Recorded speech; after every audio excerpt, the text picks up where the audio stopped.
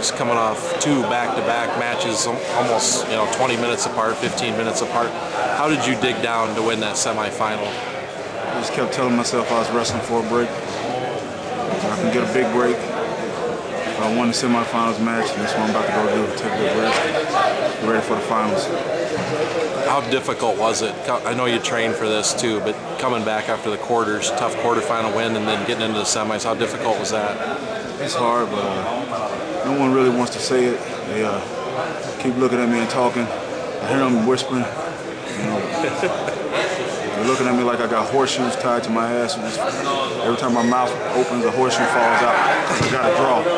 I know I got to draw, but still got work to do. It just happens that way. Prior to the tournament, the coach was always telling me, if you do right, if you just do right, and for once do right. Practice on time and don't be late, don't leave early. And I made sure I did that for this World Team Camp. I put a lot of other training camps in over the summer, a lot of other tournaments, but I made sure I was there to practice on time every single time this last camp.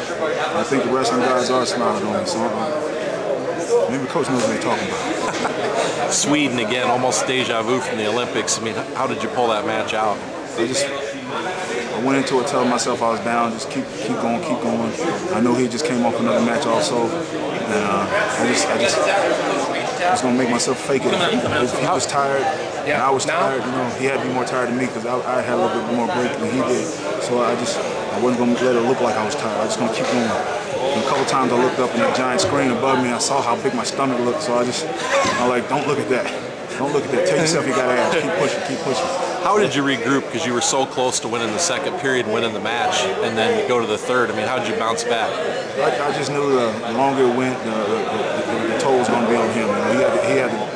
It was his cross to bear. He had my weight. He had the pressure that last match he just had, and I know he really wants to win. So I know he's going to come, but he would fake it for like 20 seconds and then he'd die out. So I know he didn't have it. I know he didn't have it. You've been on the stage before, and I know obviously you're wrestling a guy who's been here more than you. I mean, does that help that you've been on this stage? I mean, you won a world title in 2002.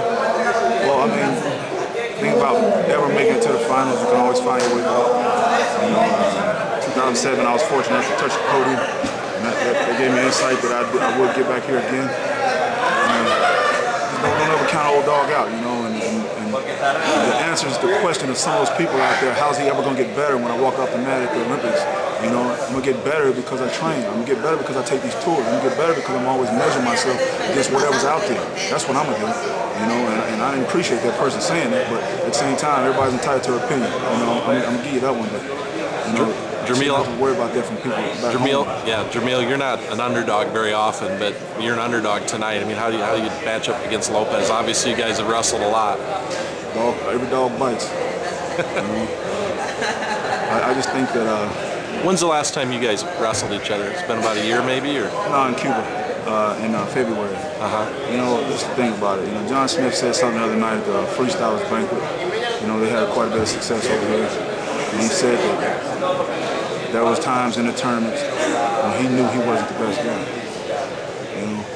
But he still found a way to win. I was listening when he said that. I was listening. And sometimes I know I'm not the best guy. I know it. But a lot of those times, I found a way, just like John Smith said. And I'm so glad I heard him say that. I was listening. And that's all I'm going to do. I'm going to go out here, I'm going to do everything I'm good at. And when I run out of that, I'm going to throw some fight in there. And if his fight can match my fight, I'm going to throw some stuff in there that I got from the Army team. And then from the good old people of Kings Mountain. And then wherever I got in me, I'm going to let it out. I'm going to leave it out there. How about your partner in crime, Tim Taylor? He's with you every step of the way. I mean, what has he meant to your success? I mean, obviously he's had a big part in it. He's the best, and that's what I can say about him. This kid comes out here, he gives us all selfless service, he helps me in every way he can, and he gives it to me straight, no sidestepping, and even in our warm-up, he was tougher than my first 2 matches in my warm-up. So I couldn't even drill with him anymore because I was like, what, are you wrestling this tournament or me? I just left it alone. But I know I'm going to get that out of him. And if I'm looking like crap, he's going to tell me. Because, it's not just teammates, One last thing, anything you want to say to people back in Colorado? Everybody's going to be watching you on NBC tonight on the video.